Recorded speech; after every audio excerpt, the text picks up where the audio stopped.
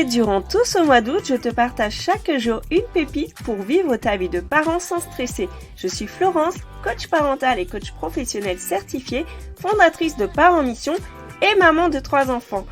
Mon but dans ce podcast, c'est de t'inspirer, t'encourager, te booster dans ta mission de parent. Bonne écoute!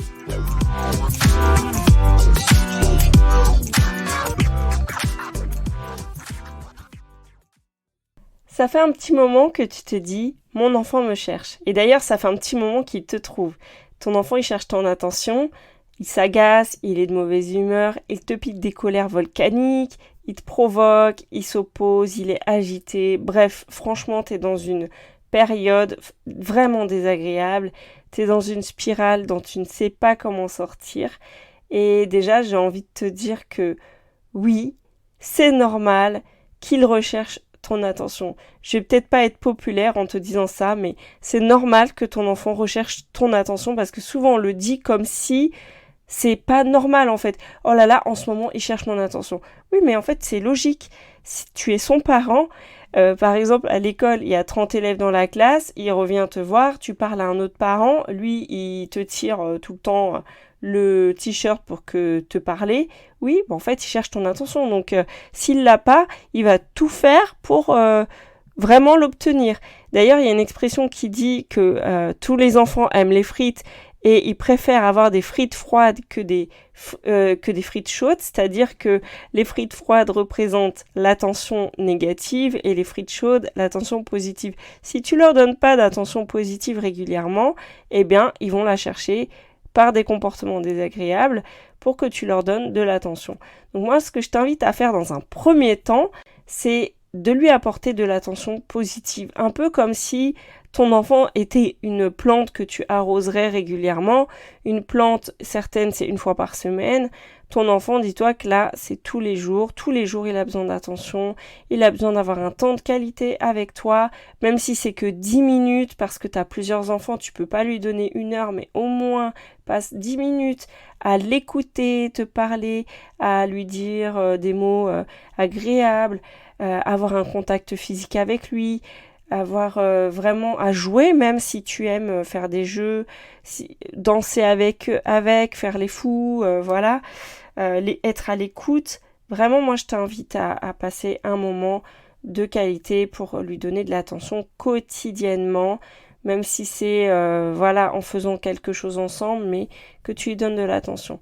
Ensuite, ce que j'ai envie de te dire, c'est que tes pensées influencent beaucoup ton état interne, ce que tu ressens, et c'est ça qui va entraîner des réactions. Donc quand tu penses par exemple « il me cherche, il se fout de moi », en général ça provoque de la colère, et là tu vas agir pour te défendre, tu vas t'imposer par la force ou alors par la loi. En fait, tu vas avoir des réactions conséquentes par rapport à ce que tu ressens. Tes émotions vont entraîner un certain nombre d'actions. Et donc, moi, je t'invite à travailler sur tes pensées. Je te donne un autre exemple. Si tu te dis, c'est son caractère. Voilà, il est difficile, c'est son caractère. Là, franchement, t'as plus d'espoir. Hein. J'ai envie de te dire, là, ce que ça produit, c'est plutôt du découragement, j'ai l'impression. T'es dans l'impasse, tu finis par te sentir résigné et là, tu cherches plus de solution, tu subis. Tu vois, c'est un autre type d'action en fait, c'est plutôt l'inaction du coup, puisque c'est son caractère. Un caractère ne se change pas, du coup, malheureusement, en pensant ça, là, t'es dans un engrenage également parce que tu n'as pas d'option en fait, du coup, puisque c'est son caractère. Alors que si tu penses que son comportement est problématique, un comportement, ça se change. Mais d'ailleurs, s'il a un comportement comme ça, c'est très certainement qu'il exprime quelque chose, qu'il a besoin de quelque chose. Et du coup, tu vas plutôt être dans une dynamique de rechercher quel est le besoin qu'il a, vu qu'il cherche ton attention, quel est son besoin, pour pouvoir trouver des solutions. Donc, une des pensées que moi j'ai souvent vis-à-vis de mes enfants, c'est de me dire mon enfant n'est pas le problème. Mon enfant a un problème. Et ça, cette phrase, c'est vraiment une clé. J'insiste là-dessus parce que penser que c'est lui le problème ne t'aidera pas à résoudre le tien. Et penser que le problème vient de lui ne l'aidera pas non plus. J'avoue que je suis pas fan du tout des étiquettes. parce que ça te fait plutôt te sentir découragé et t'inviter à baisser les bras. Ça a un impact sur l'image de soi que ton enfant va avoir de lui. Et du coup, ça va l'inciter à nourrir aussi cette image, puisqu'il est comme ça, tu vois, il va continuer ses comportements. Alors, une fois que tu comprends que ses réactions sont plutôt le signe qu'il a un problème, tu vas être plus en mesure de l'aider, de l'accueillir, de l'écouter et de trouver des solutions adaptées à la situation problématique. Je te donne un exemple. Un jour, j'ai été chercher mon fils au club de foot. Ce jour-là, l'entraînement a duré très longtemps, mais moi, j'avais un rendez-vous 1 heure après la fin de l'entraînement. J'habite pas très loin.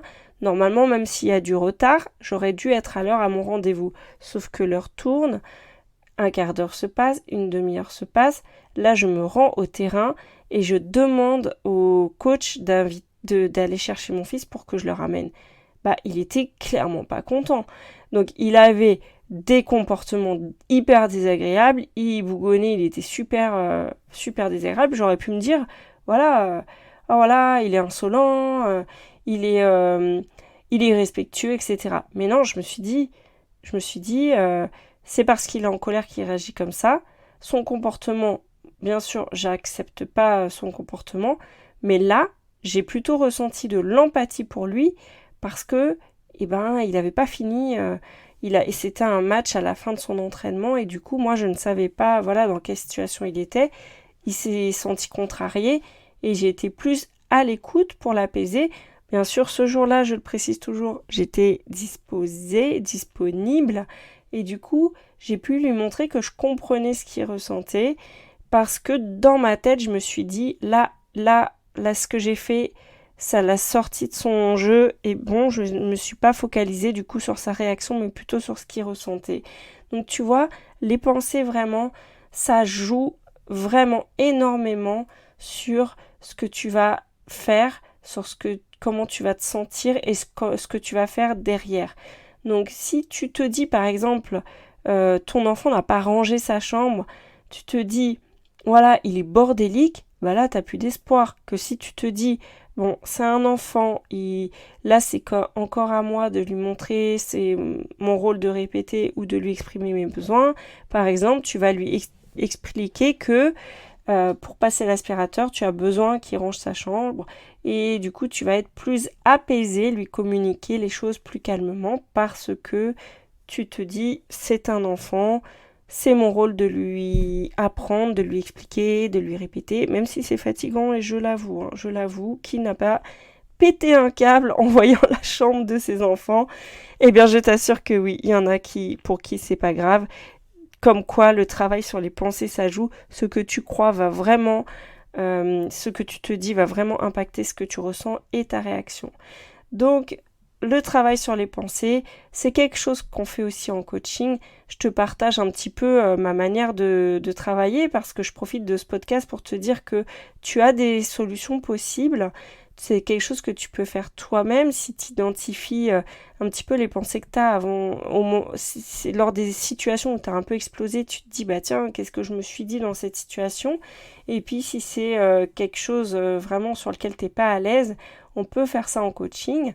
Et si le quotidien avec tes enfants il est rempli de tensions et de crises, déjà je t'invite à télécharger mon guide gratuit 30 astuces pour se faire écouter sans répéter 20 fois ni crier, parce que déjà ça va te donner des idées de réaction, et bien sûr qu'après si tu veux vraiment diminuer tous tes automatismes, toutes tes réactions automatiques, ça vaut le coup de faire un travail en profondeur et là du coup tu peux me contacter si tu veux en savoir plus sur mon accompagnement. D'ailleurs je démarre la nouvelle formule du programme Connexion à partir de mi-septembre, donc contacte-moi si tu veux en savoir plus. D'ici là, je te souhaite une très bonne journée et je te dis à demain pour la suite. Bisous bisous.